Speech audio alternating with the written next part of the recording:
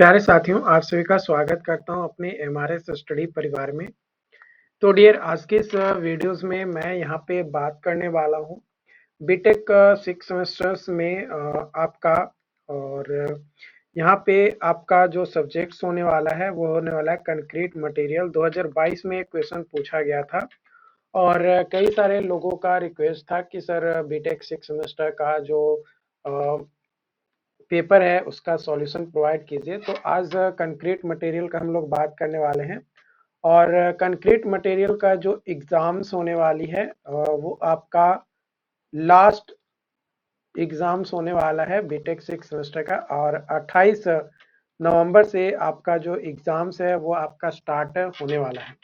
तो ये जो 28 नवंबर से एग्जाम्स स्टार्ट होने वाली है उसमें सबसे लास्ट एग्जाम जो है आपका कंक्रीट मटेरियल का होने वाला है।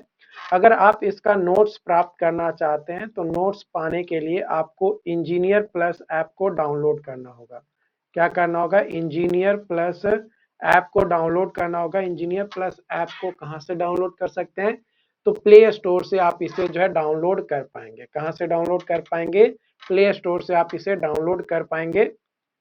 ओके, तो चलिए हम लोग स्टार्ट करते हैं कंक्रीट मटेरियल का सॉल्यूशंस और वन बाय वन सारे सॉल्यूशंस हम लोग देखेंगे। लेकिन अगर आप पहले नोट्स को प्राप्त करना चाहते हैं तो आप हमारे ऐप इंजीनियर प्लस पे चले जाइए। वहां पे आपको नोट्स प्लस पीवाईक्यू सॉल्यूशंस भी आपको मिल जाएगा। वहां से आप इसे चेकआउट कर सकते हैं।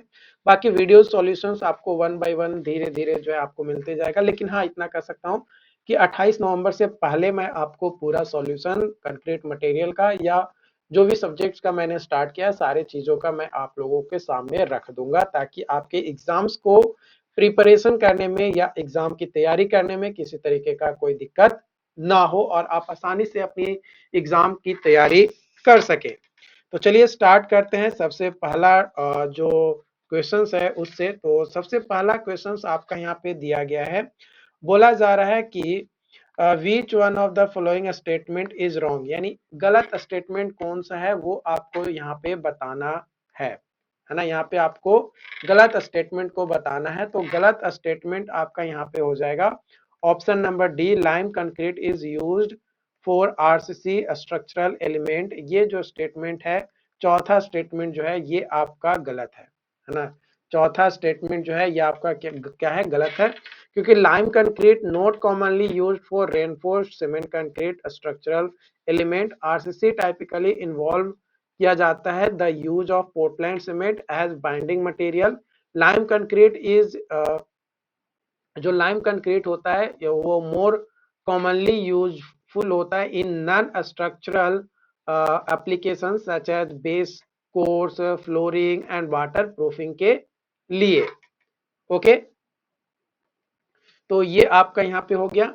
उसके बाद अगला क्वेश्चन आपका यहाँ पे दिया गया है। अगला क्वेश्चन यहाँ पे कहा जा रहा है कि concrete should not be placed by dropping at the height more than कितना से?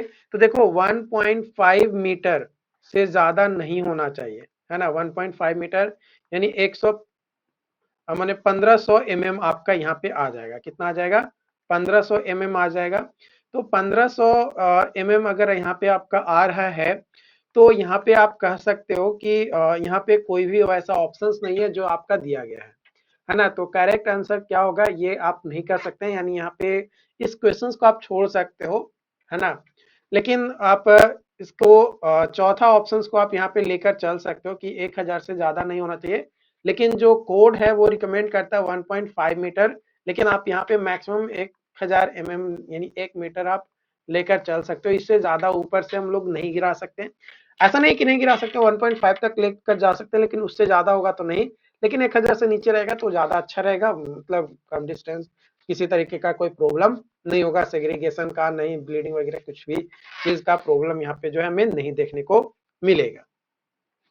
ओके, अगला क्वेश्चन आपका यहाँ पे दिया गया है। क्वेश्चन बोला जा रहा है कि इन प्री कास्ट इंडस्ट्रीज, जो प्री कास्ट इंडस्ट्रीज होता है उसमें बेस्ट मेथड कौन सा होता है? क्यूरिंग का, है ना। क्यूरिंग का बेस्ट मेथड कौन सा होता है ये आपको जो है बताना है। तो क्यूरिंग का जो बेस्ट मेथड होता है वो स्टीम क्यूरिंग होता है, जो कि एक्सेलरेट करता है क्यूरिंग प्रोसेस को of concrete and is often used for precast concrete production to achieve high early strength and faster turn around times.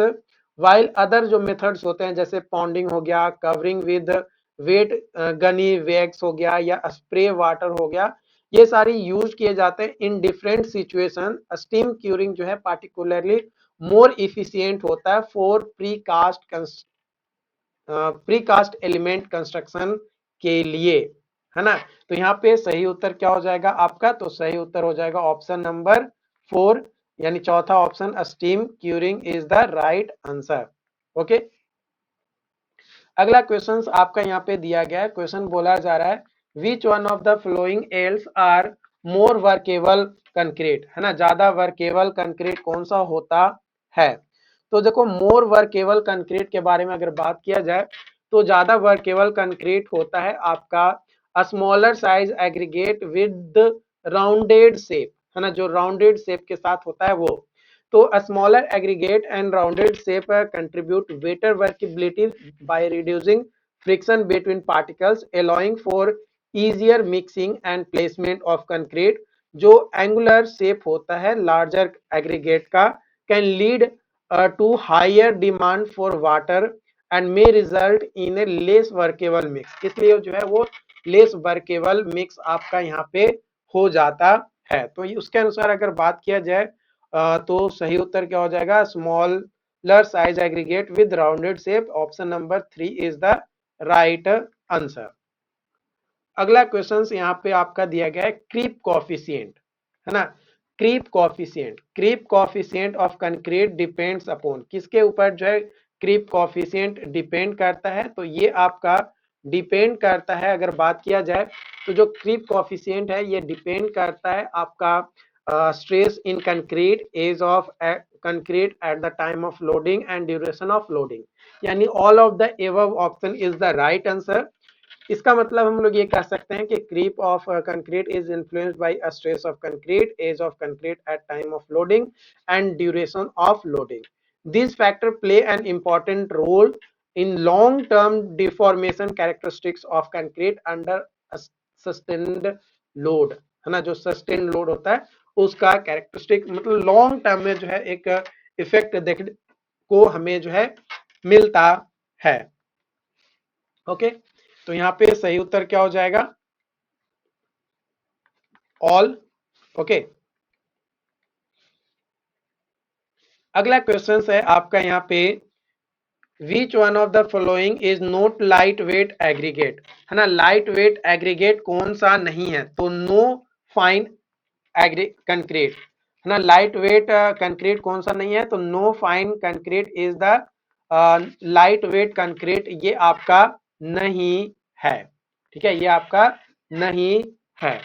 तो देखो, एरेटेड कंक्रीट अगर बात किया जाए या पॉलीमर कंक्रीट के बारे में बात किया जाए या फेम्ड स्लैग कंक्रीट के बारे में बात किया जाए तो ये एग्जांपल्स है लाइट वेट कंक्रीट का।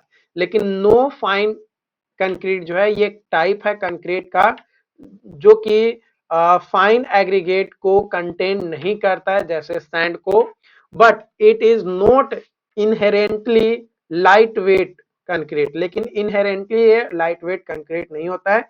इंस्टेड इसका जो कैरेक्टरिस्टिक्स होता है वो by absence of fine particles which can lead to increase void and reduce density, void को इंक्रीज करता है और डेंसिटी को क्या करता है? रिड्यूस करता है, वॉइड को बढ़ाता है और डेंसिटी को कम करने का काम करता है। ओके, जो हमारा फाइन नो फाइन कंक्रीट होता है वो। ओके, उसके बाद अगला क्वेश्चन है आपका यहाँ पे दिया गया है। अगला क्वेश्चन यहाँ पे बोला जा रहा है कि fibre reinforce concrete is used इन, जो फाइबर रेनफोर्स कंक्रीट होता है ये आपका यूज किया जाता है, किस केस में आपका यूज किया जाता है ना, या फिर किस में यूज किया जाता है? तो bearing coat of roads, pipes and manhole covers and door and windows frame, तो सभी में यूज किया जाता है। Fibre reinforced concrete is used in bearing of coat of roads, pipes, manhole covers and also in door and windows frame. The addition of fibers to concrete ये enhance करता है properties जैसे toughness, durability, resistance to cracking, making it suitable for a wide range of applications. Okay. तो यहाँ पे सही उत्तर अगर बात किया जाए तो सही उत्तर क्या हो जाएगा, ऑल ऑफ द एबव, यानी फोर्थ ऑप्शन जो है यहाँ पे आपका सही उत्तर हो जाएगा। ओके, अगला क्वेश्चन आपका यहाँ पे दिया गया है। क्वेश्चन बोला जा रहा है कि हाई स्ट्रेंथ कंक्रीट, जो हाई स्ट्रेंथ कंक्रीट होता है, is defined purely on the basis of, किसके बेसिस पे डिफाइन किया जाता है। तो जो हाई स्ट्रेंथ कंक्रीट होता है ये डिफाइन किया जाता है on the basis of characteristics of compressive strength, है ना। कंप्रेसिव स्ट्रेंथ के बेसिस पे कैटेगराइज किया जाता है या कैरेक्टराइज किया जाता है जिसमें हाई कंप्रेसिव स्ट्रेंथ देखने को मिलता है। while other properties जैसे tensile strength are also important. Definitions of high strength concrete typically emphasizes its ability to withstand significant compressive forces. यानी मेनली जो प्योरली बेसिस होता है वो होता है आपका कंप्रेसिव स्ट्रेंथ के बेसिस पे आपका डिफाइन किया जाता है किसको, तो हाई स्ट्रेंथ कंक्रीट को, किसको, हाई स्ट्रेंथ कंक्रीट को। उसके बाद अगला क्वेश्चन आपका यहाँ पे दिया गया है। अगला क्वेश्चन यहाँ पे बोला जा रहा है कि which type of aggregate is use to produce 70 mega pascal compressive strength, किस तरीके का, तो ऑल इन वन, है ना, ऑल इन वन आपका यूज किया जाता है। ओके, अगला क्वेश्चन यहाँ पे आपका दिया गया है, बोला जा रहा है कि व्हाट इज द जेल पर स्पेस रेशियो, है ना, जेल पर स्पेस रेशियो क्या होता है वो आपको यहाँ पे बताना है। तो जो जेल पर स्पेस रेशियो जो होता है ये आपका 4 ऑप्शन दिया गया है। तो इसके अनुसार अगर बात किया जाए तो जेल पर स्पेस रेशियो जो होता है ये आपका volume of hydrated cement paste to the sum of volume of hydrated cement and of capillary pores, यानी option number 3 is the right answer. ये रिप्रेजेंट करता है, जो जेल पर स्पेस रेशियो है ये रिप्रेजेंट करता है ratio of volume of gel यानी hydrated cement paste to the total volume which include both the hydrated cement and capillary pores in the concrete. This ratio is important in understanding the microstructures of concrete and its durability of characteristics.